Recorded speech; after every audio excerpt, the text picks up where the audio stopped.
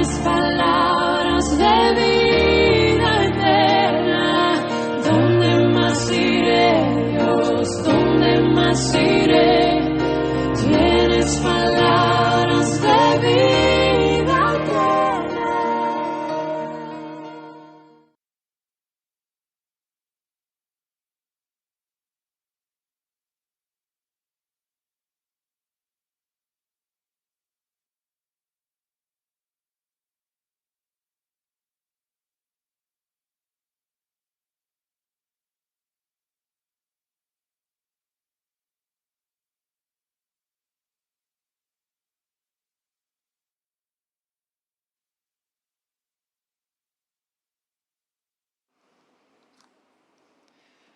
Ahí está.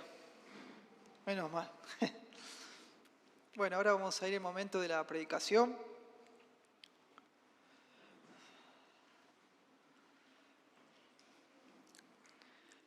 Acá en la mesita de acá adelante, no sé si quedaron atrás también, hay como un bosquejo, un resumen de lo que se va a enseñar. Ahí están todos los versículos anotados para que usted pueda llevar a casa. También les pedimos por favor que pueda poner en silencioso el teléfono o apagarlo. También ya está habilitado el sector de guardería, así que si los papis quieren llevar a los chicos de 1 a 6 años allá atrás, va a haber hermanos que los van a cuidar y una vez que termine la predicación se los vuelven a acercar, ¿sí? Esto es para que usted pueda estar concentrado durante la predicación de la palabra de Dios. Les pido por favor que abran la Biblia en el Evangelio según Mateo, capítulo 14. Marcos, gracias. No, se ha predicado otra cosa. Marcos, el Evangelio según Marcos 14.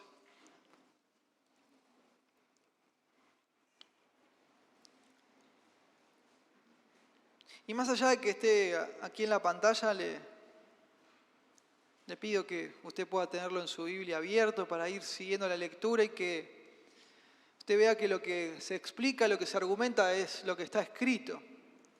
Y la argumentación es coherente con lo que se dice y con lo que está en la Biblia, y que no es que uno inventa cosas.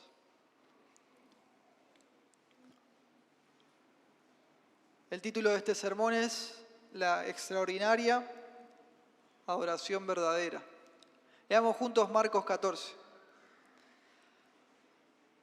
Dice, 2 días después era la Pascua y la fiesta de los panes sin levadura. Y buscaban los principales sacerdotes y los escribas cómo prenderle por engaño y matarle. Se está refiriendo a Jesús. Y decían esta gente, no durante la fiesta para que no sea alboroto del pueblo. Pero estando él en Betania, en casa de Simón el leproso, y sentado a la mesa, vino una mujer con un vaso de alabastro de perfume, de nardo puro de mucho precio, y quebrando el vaso de alabastro, se lo derramó sobre su cabeza. Y hubo algunos que se enojaron dentro de sí y dijeron, ¿para qué se ha hecho este desperdicio de perfume? Porque podría haberse vendido por más de 300 denarios y haberse dado a los pobres, y murmuraban contra ella. Pero Jesús dijo, déjenla. ¿Por qué la molestan? Buena obra me ha hecho. Siempre tendrán a los pobres con ustedes. Y cuando quieran le podrán hacer bien, pero a mí no siempre me tendrán. Esta ha hecho lo que podía, porque se ha anticipado a ungir mi cuerpo subraya esta parte, para la sepultura. De cierto les digo que donde quiera que se predique este evangelio, en todo el mundo, también se contará lo que ésta ha hecho, para memoria de ella. Amén. Oramos. Padre del cielo, le damos gracias por su palabra, potente, poderosa, capaz de obrar en nosotros, de traer de la muerte espiritual a la vida espiritual a las personas, potente y capaz para ayudarnos a los creyentes a madurar, a crecer en la fe, a conformarnos a la imagen de Jesucristo. Gracias, Padre, le damos por esta porción de la Biblia, donde usted nos quiere hablar de cómo se ve, cómo es, qué características tiene la adoración verdadera, esa adoración que sale de un corazón nuevo, regenerado. Es una adoración sacrificial que sale de lo común, que contrasta fuertemente con la adoración falsa, y no solo que contrasta, sino que lo hace de una manera que la expone. Ruego hoy que usted obre con poder en nosotros, impartiendo su verdad a nuestros corazones. Clamamos, Padre, en el nombre de Jesucristo. Amén. Siempre me gusta recordar que la adoración no es solamente cuando cantamos alabanzas a Dios con música. Claro que no. El día domingo o otro día de la semana. ¿Sí? Traten de no distraerse, no se hagan problema. La adoración es todo lo que una persona hace. Es todo, absolutamente todo. Entonces, bueno, surge la pregunta, bueno, si es todo lo que una persona hace, entonces las personas que no conocen al Señor también ofrecen adoración. Puede ser una pregunta, ¿no? Y sí, la respuesta es que sí. Tanto los que conocemos al Señor como los que no conocen al Señor también ofrecen adoración. El punto, bueno, que esas personas ofrecen una adoración mala, una adoración falsa, pero ofrecen adoración en definitiva. Todo en la vida es un acto de adoración. Entonces, lo que los creyentes hacemos, nuestras vidas cristianas también son actos de adoración hacia Dios. Y esto es muy fuerte de pensar, ¿no? Porque todo lo que hacemos debería glorificar a Dios. Cómo nos manejamos cuando estamos solos, cuando estamos con nuestra familia, nuestros compañeros, cómo los tratamos, cómo tratamos a las personas, nuestros jefes, cuando subimos a un colectivo, cómo somos. Y es algo que divide aguas, podríamos decir. Solo los creyentes verdaderos pueden ofrecer una adoración verdadera, una adoración auténtica, genuina. A Dios, obviamente. A Dios, claro. Solo los creyentes verdaderos podemos ofrecer adoración al Dios verdadero.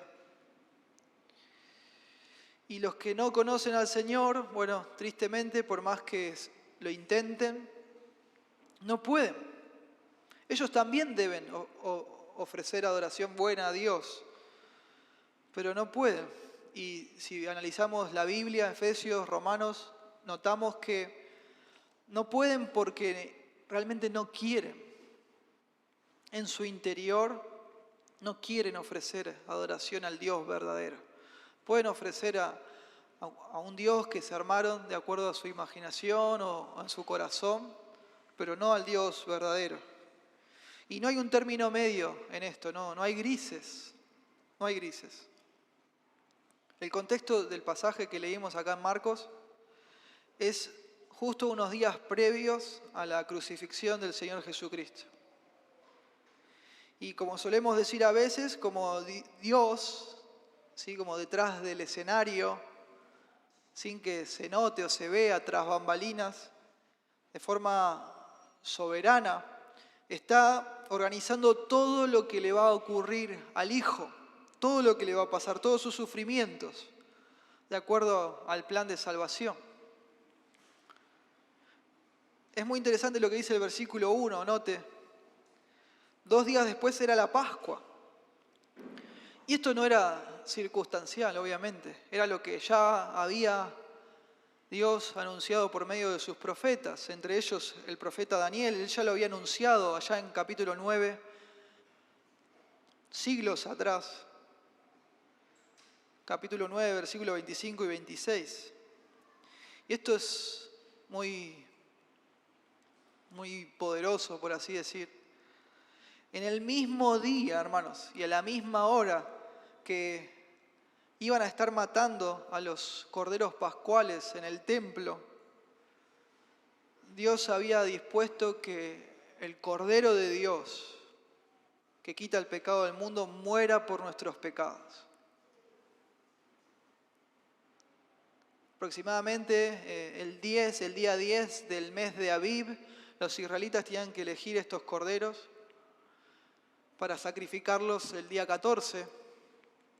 Y Jesús entra en Jerusalén en el burrito el día 10 de Abib también, tremendo. Y muere por nuestros pecados el día 14. Todo organizado por Dios. El Señor Jesucristo ya varias veces Marcos había registrado que Él había anunciado su muerte. Ahí tienen varias citas, capítulo 8, 9, 10, 12. Vamos a leer solamente una, razones de tiempo. Marcos 8, 31, note. Y Jesús, y comenzó a enseñarles que le era necesario al Hijo del Hombre padecer mucho y ser desechado por los ancianos, por los principales sacerdotes y por los escribas, y ser muerto y resucitar después de 3 días. Esto prueba que toda la vida de Jesucristo, todo su ministerio estaba como programado, obviamente por Dios, de forma calculada, para cumplir con ese propósito. Cristo muriendo por los pecados de su pueblo. Amén. Así dijo Él. Yo no vine a que me sirvan, sino vine a servir y a dar mi vida en rescate por muchos. Esto está en capítulo 10, versículo 45. Y vemos tanto en el Evangelio de Marcos como en otros, siempre a los enemigos del Señor siendo usados por Satanás para matar a Jesús en muchas oportunidades antes de que sea el tiempo que Dios había establecido. Pero bueno, ya sabemos, ¿no? Que no pudieron. No pudieron, por más que intentaron. Obviamente no se pueden oponer a Dios. Él controla todas las cosas. El pastor Sergio ya predicó Mateo capítulo 2. ¿Se acuerdan cuando Herodes quiso matar a Jesús siendo bebé? Y como no pudo, bueno, mató a un montón de bebés, tristemente, pero a él no. Incluso como leímos en este pasaje, los líderes religiosos no querían matarlo en la Pascua, en la fiesta de la Pascua. No lo querían hacer por hipocresía, lo querían matar, pero no en la fiesta.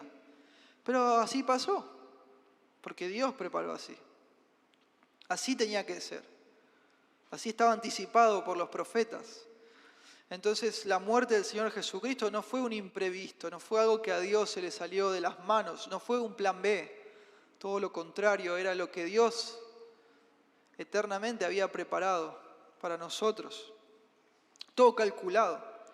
Pero bueno, a los apóstoles y a los discípulos en general del Señor de ese momento les costaba mucho entender esto. Muchísimo. Y tampoco les gustaba mucho esa idea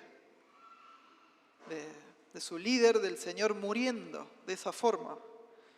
A todos era difícil, incluso al líder de ellos, que era Pedro. Si recordamos, en un momento el Señor lo reprende por esta razón. Leímos Marcos 8:31, ahí nomás. Marcos nos cuenta que Pedro como que lo lleva aparte al Señor y le dice, no, ¿cómo vas a decir eso? ¿Cómo vas a hacer esto?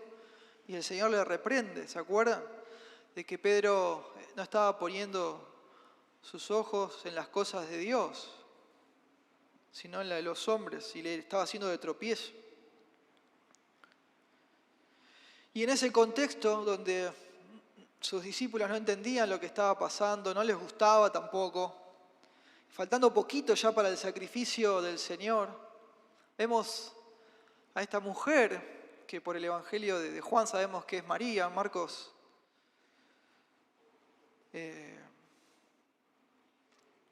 no la menciona inicialmente. Y ella sí había entendido, por las mismas palabras del Señor. Ella había entendido todo lo que se necesitaba entender para ese momento. Quizá no todos los detalles, no sabía obviamente, pero ella sí había entendido. Sí, como decimos nosotros, le había caído la ficha. A ella sí. Qué precioso. A esta mujer, según Marcos, que con una incógnita, ¿no? ¿Quién es? Pero ella había entendido.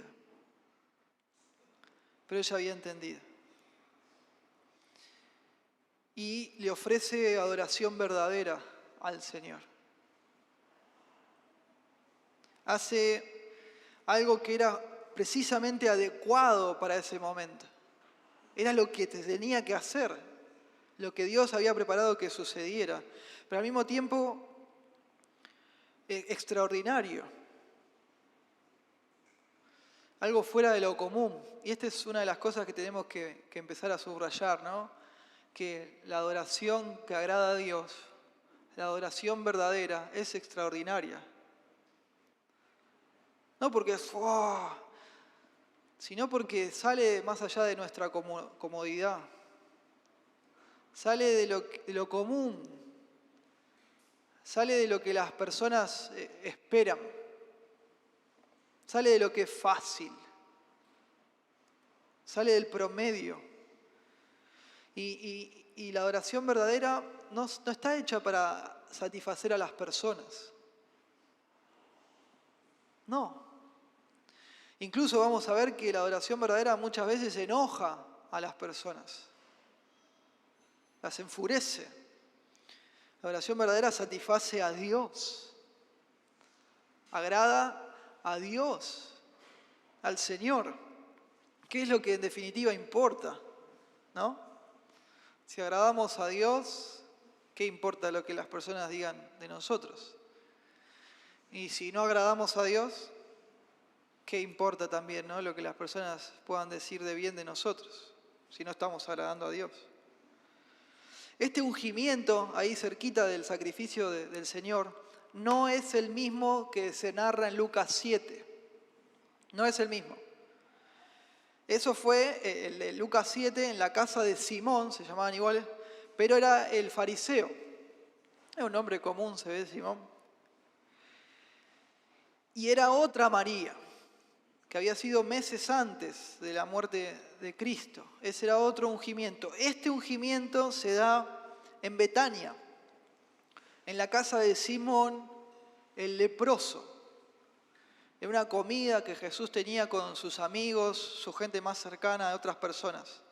Obviamente Jesús para esta altura ya hace tiempo había sido sanado por Jesucristo, porque si no, no podía estar invitándolos a su casa, ¿no?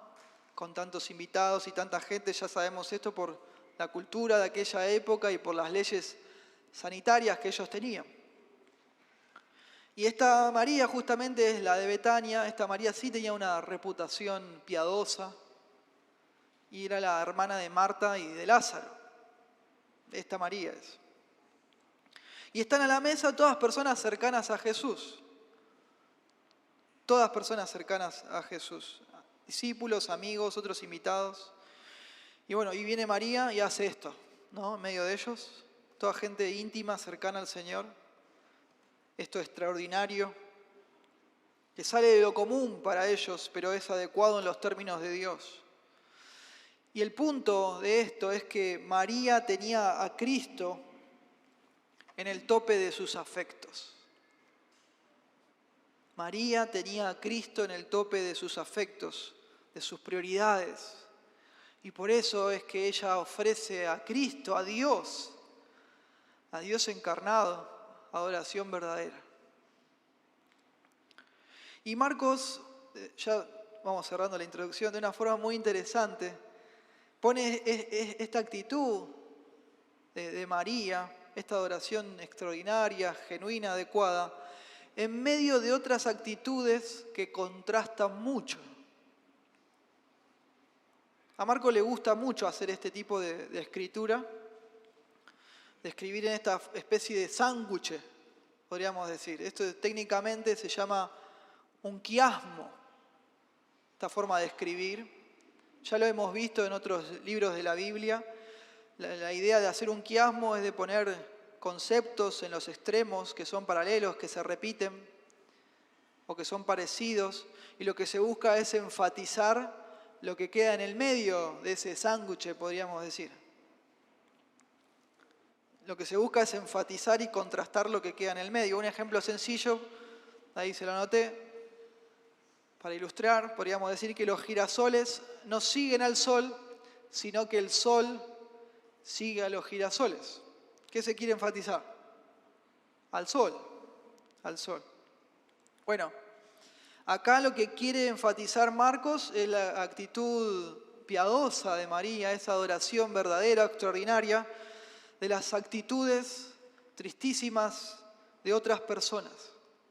Y hay tres grupos, ¿sí? Tenemos a los líderes religiosos que están buscando asesinar al Señor. Tenemos a un grupo cercano a Jesús, que está lleno de críticos, ese grupo, que están ahí pero son críticos, criticones. Y también tenemos a Judas, por otro lado. Y lo que hace María contrasta con esta gente y obviamente los expone. Expone que la adoración de ellos no es genuina, es falsa, tristemente. Entonces, bueno, por todo lo dicho hasta este punto, el tema del pasaje y del sermón es que la adoración verdadera es extraordinaria. Ese es el tema. Sale de lo común, sale de lo que las personas esperamos. ¿Y qué características tiene? Bueno, el texto nos ofrece dos características que la hacen extraordinaria. La primera de esas características las encontramos entre los versículos 3 al 9, ¿sí? Muchas gracias.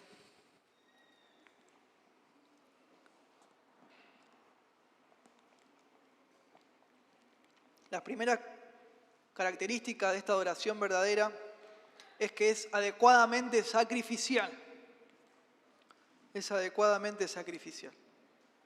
Tratemos de imaginar, sí, por un momento esta situación, ese momento que acabamos de leer. No sé, visualicemos a Marta, ¿no? Entrando y saliendo, sirviendo a los invitados.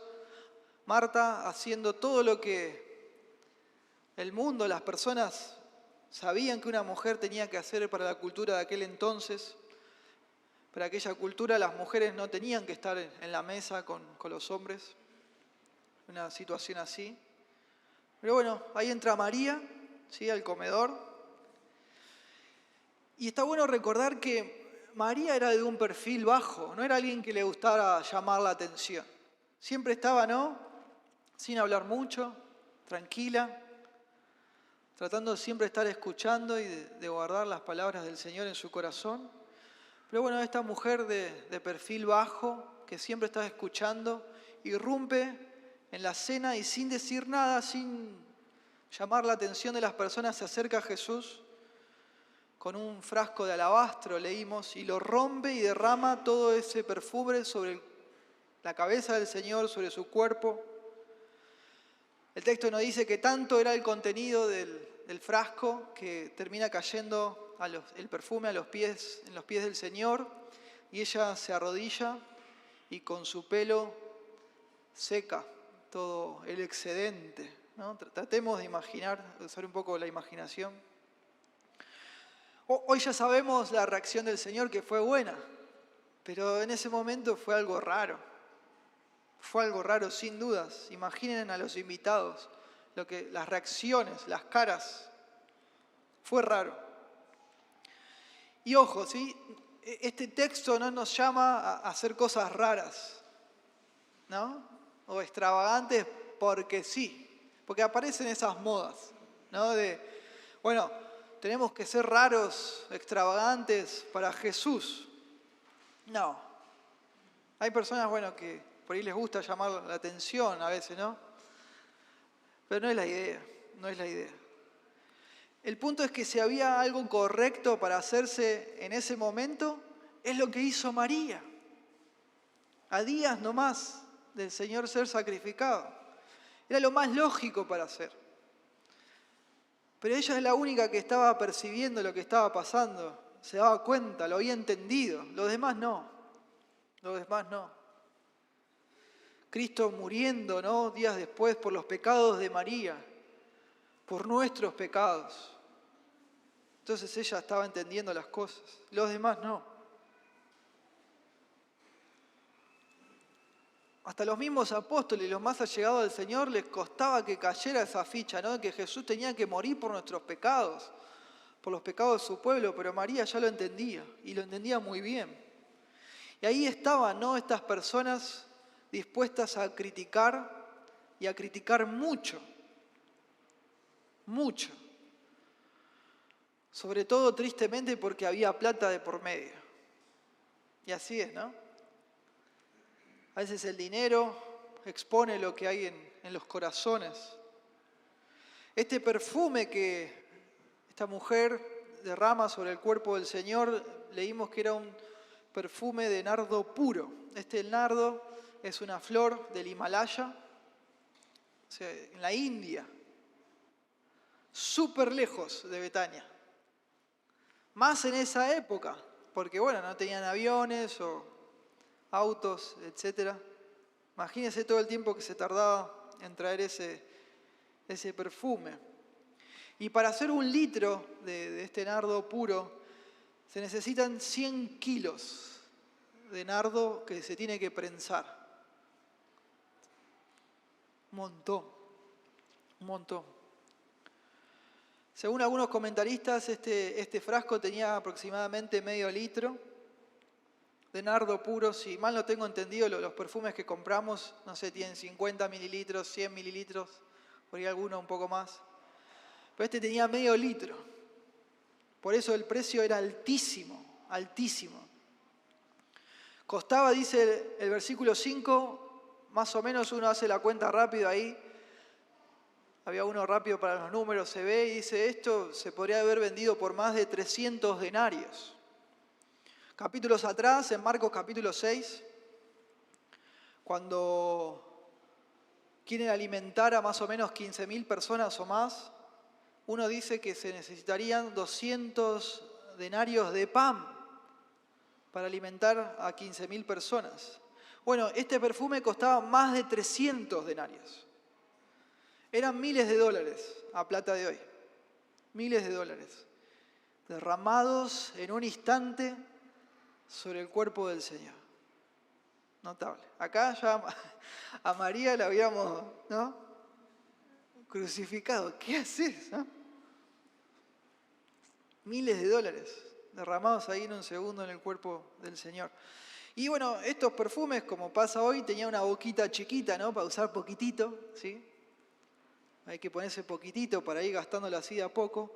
Pero entonces ella rompe el frasco para que pueda salir de forma fluida y lo derrama en el cuerpo del Señor. Y Juan, en capítulo 12, nos dice que toda la casa se llenó de olor a este perfume. Y se arrodilló María, como leímos, y todo el excedente del perfume lo secó con su pelo. Sabemos lo que las mujeres cuidan su pelo, sobre todo cuando están en una fiesta, ¿no?, como era el caso. Y así como es hoy, era igual antes, en aquella cultura, hasta de pronto un poco más. Esto lo sabemos por lo que dice 1 Pedro 3, 2 Timoteo capítulo 2. Bueno, ¿cómo habrá quedado el pelo de María? Pero ella no tuvo problemas de usar su pelo como una toalla para adorar al Señor Jesús. Nada, y este es el punto, nada le impidió adorar a Jesús. Ni la plata, ni cómo ella se veía, su aspecto, ni tampoco lo que iban a decir las personas. Ella adoró al Señor, ella sabía quién era Cristo y lo que estaba a punto de hacer, siendo sacrificado como nuestro sustituto. Entonces, la adoración verdadera es adecuadamente sacrificial. Es adecuadamente sacrificial, es lo que hay que hacer. Como dijimos al principio, el punto de todo esto es que María tenía al Señor Jesucristo en el tope de sus afectos, en el tope de su lealtad, de su amor. Y por eso ofrecía esta adoración verdadera, extraordinaria, fuera de lo común, de lo que las personas esperan. Y esto es lo que tenemos que grabarnos. La única adoración que agrada a Dios es la extraordinaria, la que se sale de lo común, de los que las personas sin el Señor esperan. Porque es la única que agrada a Dios, es la única que sale de un corazón nuevo, de un corazón regenerado, de alguien que de verdad conoce al Señor. Y así es. Y así fue. Y Jesús, para sorpresa de todos, aprobó lo que ella hizo. Imagínense la gente, ¿no? Ahí. Porque Jesús ve lo que hacemos, lo que ella hizo, ve lo que nosotros hacemos. Y Jesús mide lo que usted hace. Lo mide. ¿Cómo? No sabemos, pero Él lo mide. Y Él se agradó. Y es en definitiva lo único que importa, que Él se agrade. Y bueno, lo dijo de una forma inolvidable. Fíjese usted, versículo 6. Jesús dijo, déjenla. ¿Por qué la molestan? Buena obra me ha hecho. Siempre tendrán a los pobres con ustedes y cuando quieran les pueden hacer bien. Pero a mí no siempre me tendrán. Esta ha hecho lo que podía. Subraya esa parte. Porque se ha anticipado a ungir mi cuerpo para la sepultura. De cierto les digo que donde quiera que se predique este evangelio, subraya esa palabra, evangelio, en todo el mundo, también se contará lo que ésta ha hecho para memoria de ella. Y es muy notable que él hable de evangelio cuando él todavía no había muerto en la cruz. Es terrible el precedente, ¿no? La marca que deja María con este acto de adoración. Ella lo había entendido todo. Lo había entendido todo. Quizás sin saber todos los detalles, pero ella en su adoración estaba ungiendo al Señor Jesús para el momento más importante de toda la historia. De toda la historia. La adoración verdadera es adecuadamente sacrificial. Entonces, en este punto está bueno que usted piense, que pensemos cada uno en nuestro corazón, ¿qué tipo de adoración le estoy dando a Dios? En la forma en la que vivo, en lo que digo, en lo que pienso, en lo que hago. Amén. Es una adoración buena, es una adoración que agrada a Dios, es una adoración sacrificial, ¿o no? Eso tenemos que pensar. La otra de las características de una adoración extraordinaria la tenemos como en las tapas del sándwich, ¿sí? De este quiasmo, de versículos 1 al 7 y del 10 al 11. Y es que la adoración verdadera contrasta fuertemente con la falsa y la expone. La expone. En primer lugar dijimos que había 3 grupos de personas, había 2 grupos y bueno, en tercer lugar tenemos a Judas. En primer lugar tenemos a los líderes religiosos, ¿sí? Bueno, en esta fiesta ellos no estaban invitados, claro, como pasó en otras oportunidades. Esta era una fiesta de personas cercanas a Jesús. Ellos no eran cercanos al Señor, justamente estaban planeando asesinarlo. Fíjese usted, versículo 1, dice, y buscaban los principales sacerdotes, ¿sí? A media altura ahí, Y buscaban los principales sacerdotes y los escribas cómo prenderle por engaño y matarle. Y decían, no durante la fiesta para que no se haga alboroto en el pueblo. Y ellos venían ahí planeando, dele que te dele, cómo matarlo. Y entre otras cosas, porque justamente por problemas de dinero, porque Jesús, hablando la verdad, que de cómo se tenían que hacer las cosas, se había metido con sus negocios. Problemas de plata. Fíjese usted, Marcos 11:15. Vinieron, pues, a Jerusalén, y entrando Jesús en el templo, comenzó a echar afuera a los que vendían y compraban en el templo. Y volcó la mesa de los cambistas y las sillas de los que vendían palomas. Y no consentía que nadie atravesase el templo llevando utensilio alguno. Y les enseñaba, diciendo, ¿no está escrito? Mi casa será llamada casa de oración para todas las naciones, pero ustedes la han hecho cueva de ladrones. Y lo oyeron los escribas y los principales sacerdotes y buscaban cómo matarle. Enfurecidos, porque estaba arruinando sus negocios. Y es muy notable la maldad de estas personas porque se suponía que ellos eran los que más conocían a Dios, ¿no? Y quienes representaban a Dios. Y nada que ver, nada más lejos de la realidad. Es fácil, ¿no? Por todas las películas que vimos y porque tenemos la Biblia y por los libros, saber hoy que ellos eran malos.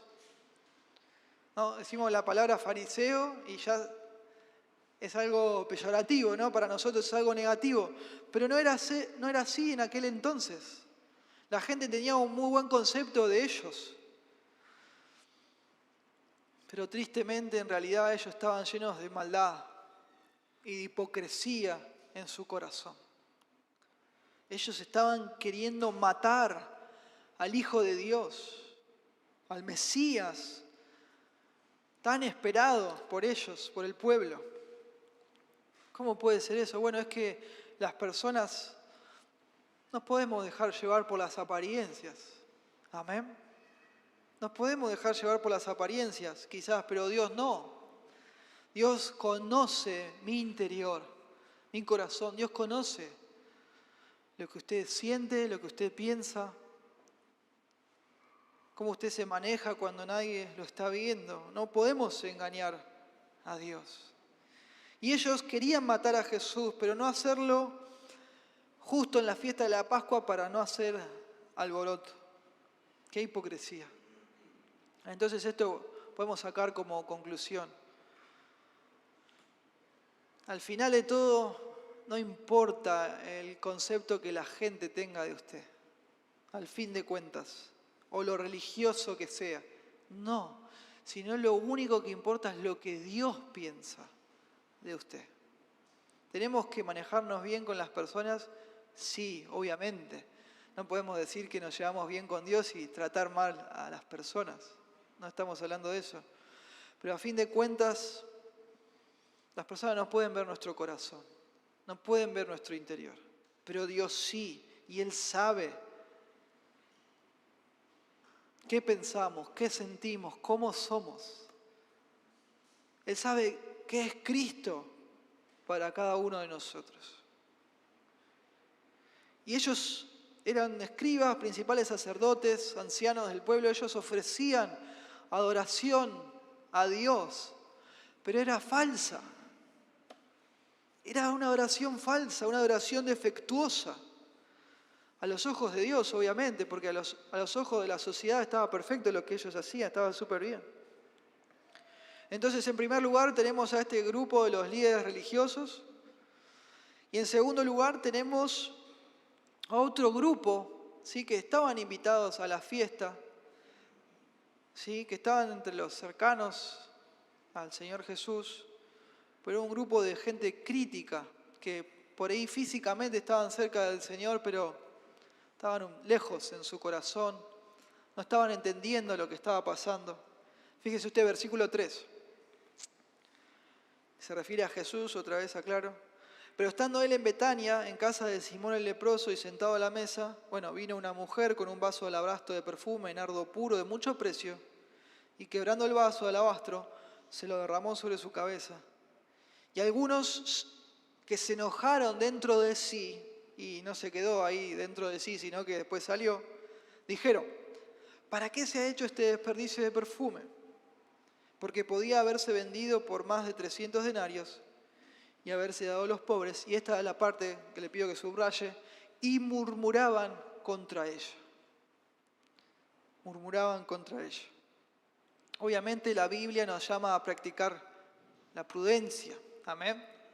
La falta de prudencia es un pecado. Así enseña la Biblia. Por ejemplo, en Proverbios 12:23 dice: el hombre prudente encubre su saber, mas el corazón de los necios publica la necedad.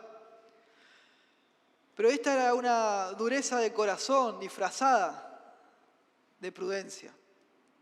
Era eso, era dureza de corazón, tristemente. Ya vimos que para ese momento, para ese contexto, era justo lo que se tenía que hacer.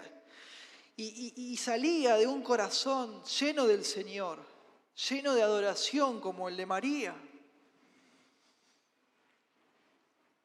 No era ningún desperdicio, como dijeron en el versículo 4. Ellos estaban murmurando contra ella que había sido un desperdicio, pero no lo era. Versículo 6, ellos la molestaban. No es que, de pronto les sorprendió lo que hizo y, le salió eso, no. Sino que murmuraban contra ella, cuchicheaban, susurraban, ¿no? La miraban y movían la cabeza, usted sabe. Versículo 4 dice Marcos que ellos estaban enojados. Esta es una palabra fuerte que se usaba para hablar del resoplido de los caballos. Ellos estaban enfurecidos, furiosos sería una buena traducción. Y qué tremendo, ¿no? Porque María hizo bien, hizo lo que se tenía que hacer. Todo lo que se haga según el criterio de Dios, para la gloria de Dios, es algo bueno. Pero ellos estaban furiosos. Y el Señor les dice, versículo 7, note: siempre tendrán a los pobres con ustedes, y cuando quieran les pueden hacer bien, pero a mí no siempre me tendrán. Este texto se refiere a los pobres entre los hermanos, no a los pobres en general, sino a los pobres entre los creyentes, ¿sí? Que estaban ahí. Y este texto prueba la locura y la mentira, ¿no? Que es el evangelio de la prosperidad, ¿no? Que hoy se predica que, Dios nos quiere que seamos ricos, prósperos, sanos, que esté todo bien. Nada que ver, nada que ver. Siempre va a haber pobres entre los hermanos y nosotros le vamos a ayudar con gozo. Amén. Y no entendamos mal al Señor. Es algo hermoso, precioso, ayudar a los hermanos que están en necesidad entre nosotros. Ni María, ni mucho menos Dios, o sea, Jesús, estaba siendo insensible. Pero esto era otra cosa totalmente distinta. María estaba adorando al Señor a punto de ser sacrificada, a punto de morir por nuestros pecados. No iba a haber otra oportunidad. Faltaba poquito tiempo. Y el punto de esto, hermanos, es que siempre entre nosotros también van a estar los que se la saben todas, ¿no? Siempre. Pero que en realidad no saben.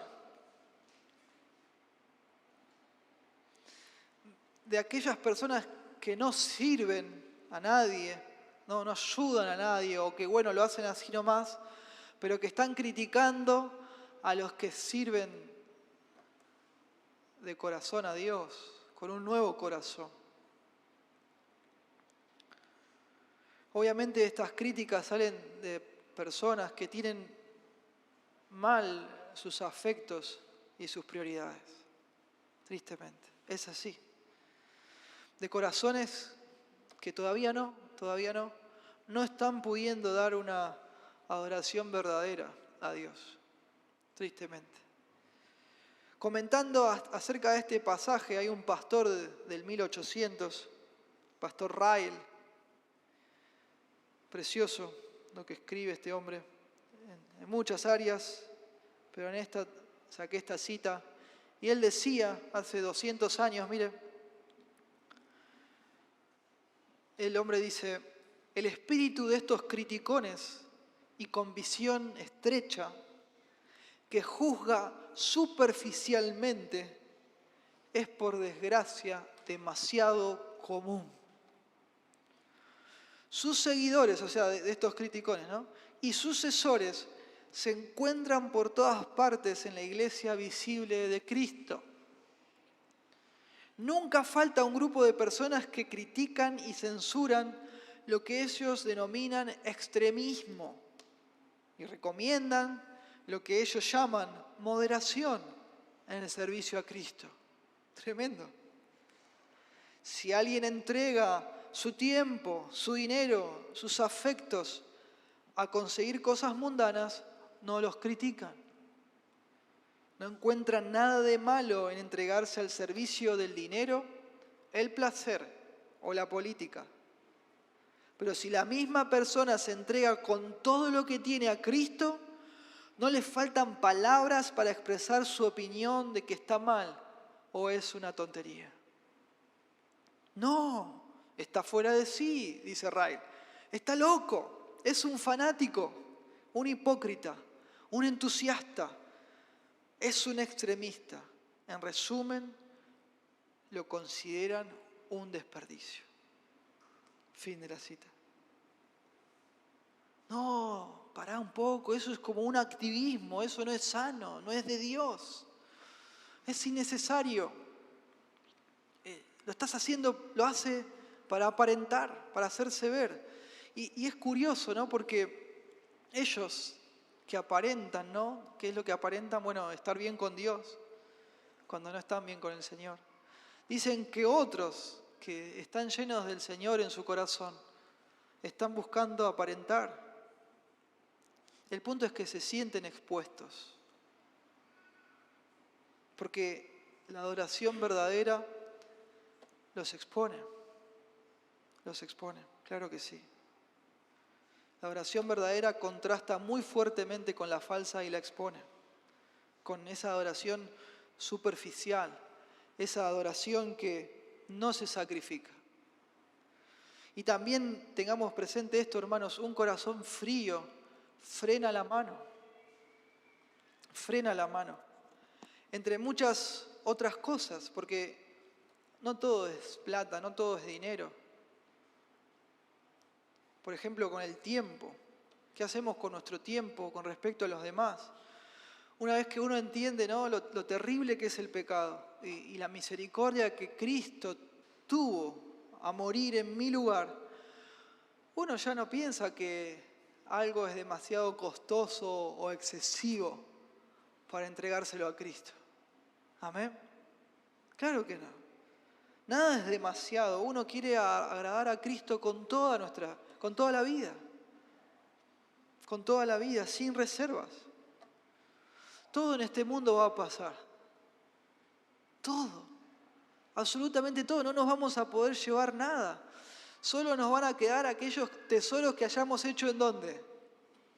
En los cielos. En los cielos donde nada lo puede arruinar. Nadie nos puede robar. Lo único que va a permanecer, hermanos, es lo que hagamos por y para Cristo. Nada más. Eso no lo podemos perder. Un misionero precioso hace unos años dijo, y después él dio su vida por Cristo, murió. Dijo él, no es tonto el que da lo que no puede retener para ganar lo que no puede perder. Para el mundo es necio, es tonto, pero para aquellos que tenemos un corazón nuevo sabemos cómo son las cosas. Entonces, podemos ser prudentes para el mundo o ser prudentes para Dios. Entonces, en este punto reflexionemos. ¿Qué tan prudente soy? Hablando en los términos de Dios, claro, en los términos del Señor. ¿Dónde estoy haciendo mi tesoro? ¿Dónde usted está haciendo su tesoro? Un dato de color muy lindo, muy interesante, es que luego de que el Señor muere, hay mujeres, muchas Marías, ¿sí?, que van al sepulcro del Señor a ungir su cuerpo, Él estando muerto, ¿sí?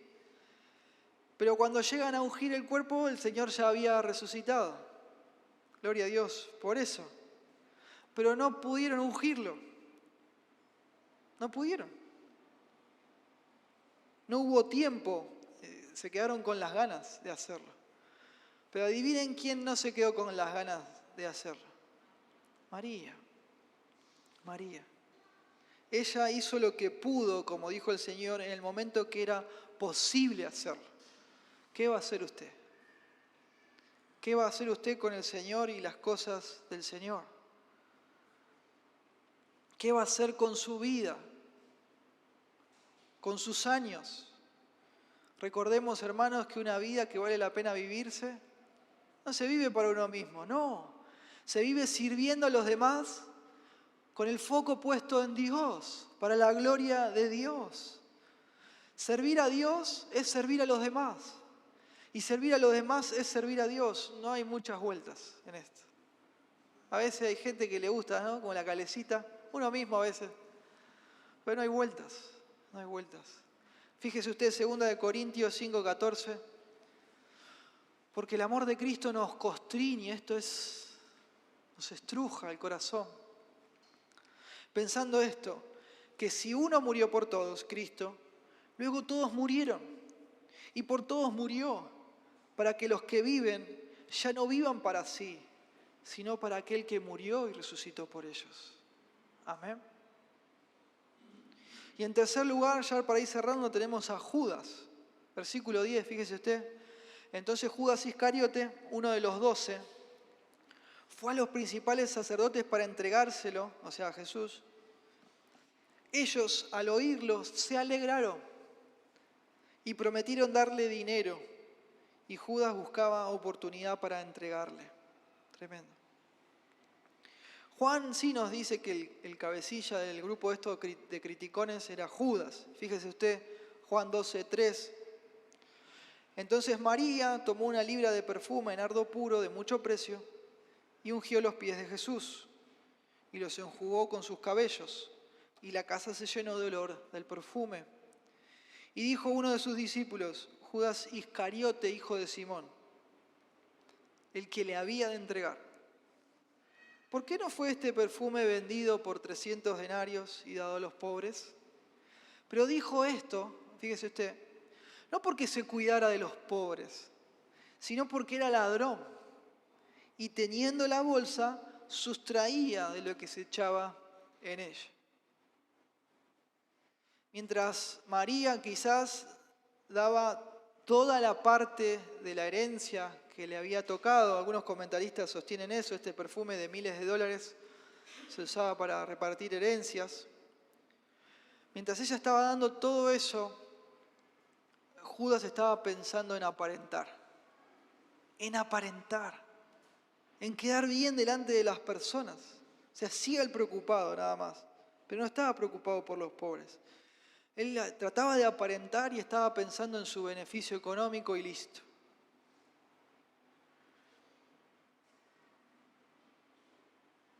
¿A quién me parezco hoy? ¿Qué estoy pensando en mi corazón y en mi mente? ¿Estoy buscando de pronto aparentar en mi propio beneficio? ¿O estoy con la ayuda del Señor? Porque no es que lo hacemos porque somos buenos, aparte de Dios, no, lo hacemos aferrados a Él, conectados a Él. ¿O estoy dándole adoración genuina a Dios, sin importarme lo que las personas piensen o digan? Tremendo.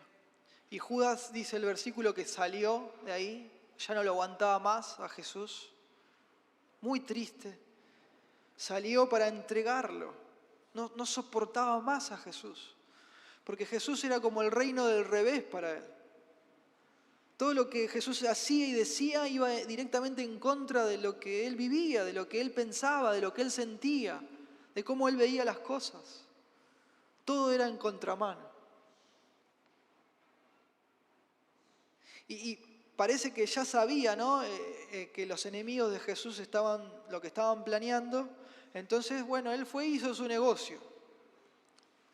Un negocio redondo. Se sacaba de encima a Jesús, quedaba bien con las personas y ganaba plata a cambio de eso. Pero el punto es que delante de los demás apóstoles, él no lo demostraba que no lo soportaba el Señor y que no quería seguirlo. ¿Se acuerdan, no? Cuando Jesús dice que alguien lo iba a entregar, no es que los 11 dicen, bueno, seguro Judas, porque... No, ¿qué empiezan a decir? Soy yo, Señor, soy yo. Porque no sabían, él aparentaba delante de las personas. En su corazón estaba lejos de Dios, él vivía en un formalismo, aparentando delante de las personas, se manejaba por las apariencias. Tristemente Judas amaba este mundo porque amaba las cosas de este mundo, como el dinero, como quedar bien con las personas, menos con Dios. Y esto nos advierte, 1 Juan capítulo 2, versículo 15, no amen al mundo, ni las cosas que están en el mundo. Si alguno ama al mundo, el amor del Padre no está en él. Porque todo lo que hay en el mundo, los deseos de la carne, los deseos de los ojos y la vanagloria de la vida, no proviene del Padre, sino del mundo. La adoración verdadera, hermanos, contrasta fuertemente con la falsa, porque la falsa es superficial, pero la verdadera es sacrificial, es adecuada. La adoración verdadera sale de lo común, de lo que las personas esperan. Es extraordinaria. Expone a la falsa, a la que es superficial. Y por último, para ir terminando, tengamos algunas aplicaciones que podamos pensar y reflexionar. De pronto preguntarnos, ¿cuándo fue la última vez que nos criticaron o nos despreciaron por hacer algo fuera de lo normal para el Señor? Creo que es interesante que nos preguntemos eso. No es que todo el tiempo tenemos que estar buscando ser criticados, ¿no? Pero es bueno pensar cuándo fue la última vez. Cuán extraordinaria está siendo mi adoración hacia Dios. Obviamente que Dios no nos manda en este pasaje a hacer lo mismo, ¿no? Que María con un perfume que cuesta miles de dólares. No, así dijo el Señor. Ella ha hecho lo que ha podido. Ella hizo lo que pudo, ¿no? Como en otra oportunidad esa viuda pobre que echa 2 blancas en el arca, que serían como 10 pesos de ahora, y Jesús también la lava, la destaca. Dios ve todo lo que hacemos para Él. Amén.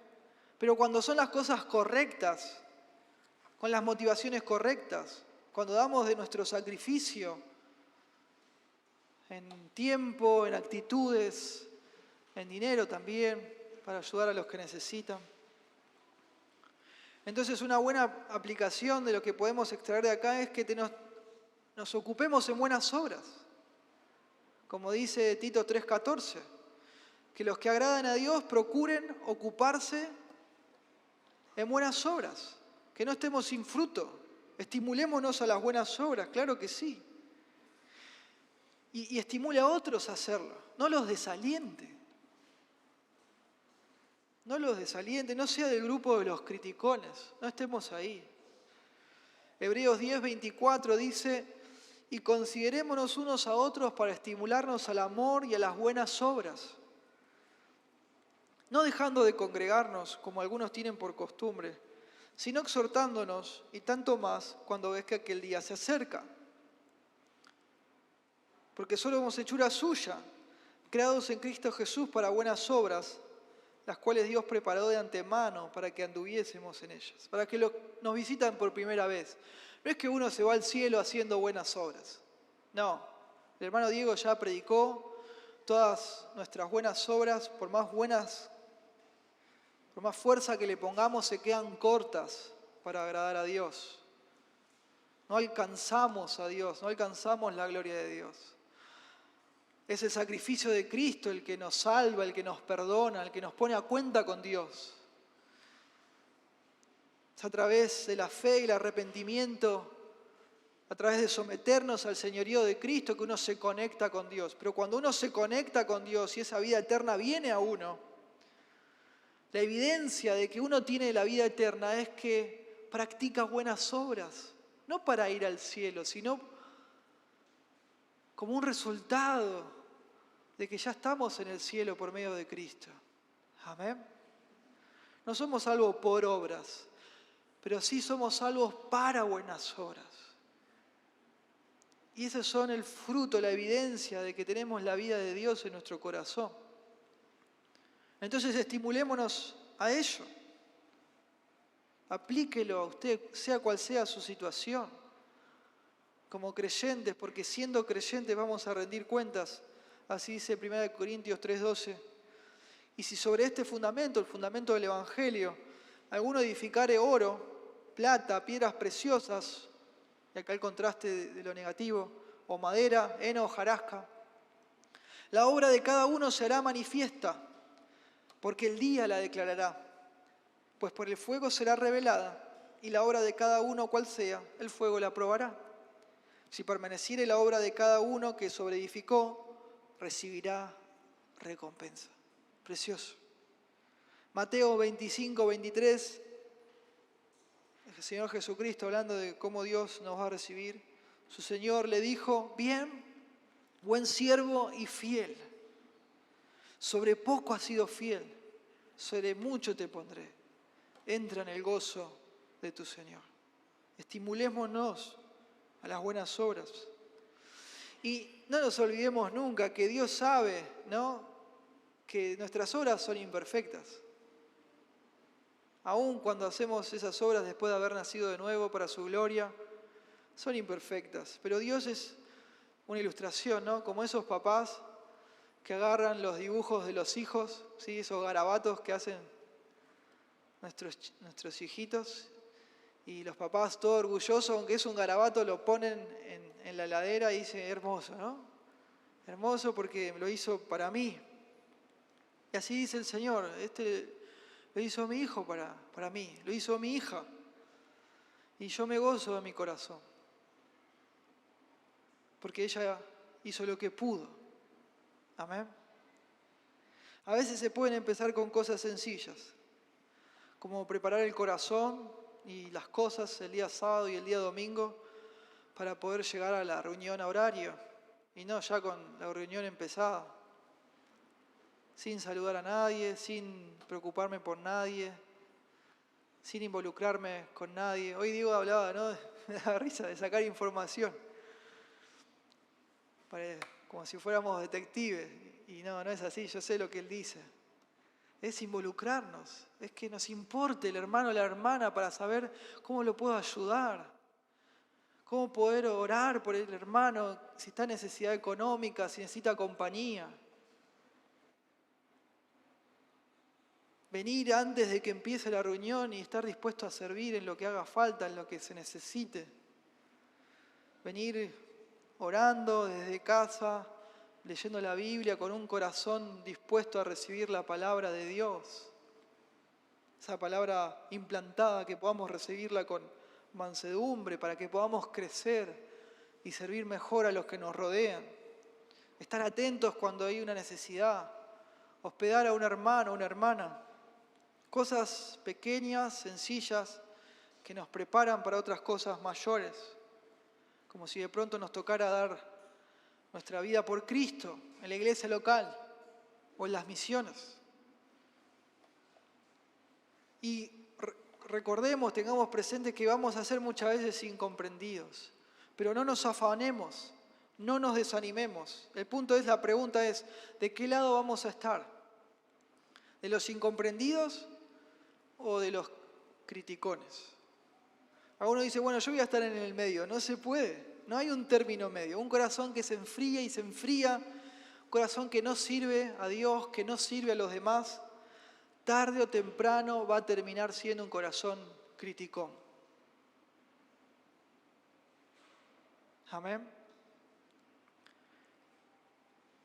Mientras algunos de los discípulos discutían si María había hecho bien o mal, mientras Marta estaba afanada con muchas cosas, mientras algunos solo estaban pensando en el dinero, en aparentar, María estaba a los pies del Señor, escuchando las palabras del Señor, comiendo sus palabras. Y como ella escuchaba las palabras del Señor y habían penetrado en su corazón, ella había entendido lo que tenía que entender. Había entendido todo lo que los demás no. Estaba llena de Dios. Estaba a los pies de Dios y adorándolo, lavando sus pies con sus cabellos, haciendo algo extraordinario, ungiéndolo para el momento más importante de toda la historia, de todos los tiempos. Entonces, hermanos, en el poder del Espíritu Santo, imitemos su adoración a Dios. Y obviamente esto nos hace pensar en Jesucristo. No nos acostumbremos, hermanos, a vivir nuestras vidas cristianas de una forma tibia o fría. Que el Señor toque nuestros corazones. Amemos al Señor, pero no de forma superficial, sino con profundidad, con calor en el corazón. Y que eso se manifieste, pero no de forma forzada, sino que sea algo que salte de nosotros, que brote, que nuestros tiempos y nuestros recursos sean para el Señor en adoración. Y esta es una pregunta que nos tenemos que hacer. ¿Qué significa el Señor Jesucristo para usted? ¿Qué significa? Esta pregunta necesita una respuesta y es la más importante de la vida. Y más importante, ¿no? ¿Qué muestran sus acciones de lo que Cristo significa para usted? Porque una cosa es lo que nuestra boca dice que valoramos y otra lo que nuestros hechos dicen. Amén. Lo que usted valora no es tanto lo que usted dice, sino lo que usted hace. Lo que lo controla a usted, sus hechos.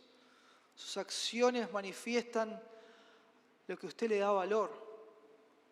Y son las cosas de Dios a las que usted le da valor. Es el Señor. Marcos no quiso decir que este grupo el cabecilla del grupo de criticones era Judas. Por algo no lo quiso decir, lo sabemos por Juan. No quiso mencionarlo porque a propósito él quiso destacar que eran varias personas. Porque de pronto es fácil compararnos con Judas, ¿no? Y decir, bueno, yo no soy como Judas. Yo no soy como él. Pero eran varios los que estaban ahí, ¿no? Cerca del Señor físicamente hablando, pero su corazón estaba lejos de Él. Su corazón no estaba de verdad conectado con Dios. Entonces ellos no podían ver, no podían entender lo que era adoración verdadera. Y como no lo podían entender, tampoco la podían ofrecer. La adoración verdadera se da solo en una fe verdadera. No es que usted, bueno, creyó hace un tiempo, hace unos años atrás, y bueno, ahora ama a Dios a su manera. No, la fe verdadera es una fe presente. Y esta fe verdadera, presente, se manifiesta en un amor a Dios y hacia los hermanos, hacia la familia de la fe. Y se manifiesta también en una obediencia evidente y práctica a los mandamientos de Dios revelados en la Biblia. No podemos reinventar el cristianismo. Dios nos llama no a una vida perfecta, pero sí una vida recta, justa, piadosa, de acuerdo a lo que Dios nos ha revelado. No podemos cambiar la Biblia ni el cristianismo, de acuerdo a nuestros gustos y preferencias. Entonces, mi amigo, mi amiga, si usted todavía no conoce a Cristo de verdad, recíbalo hoy, por medio de la fe. Venga a los pies del Señor a través del arrepentimiento, confíe en Él. Él es el Señor, Él es el Salvador.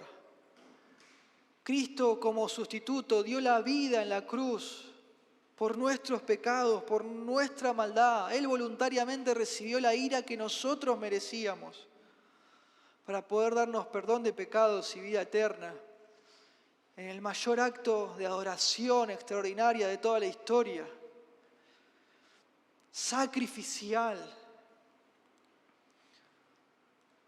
Tan extraordinario que expone nuestra necesidad de perdón, de salvación, de vida eterna.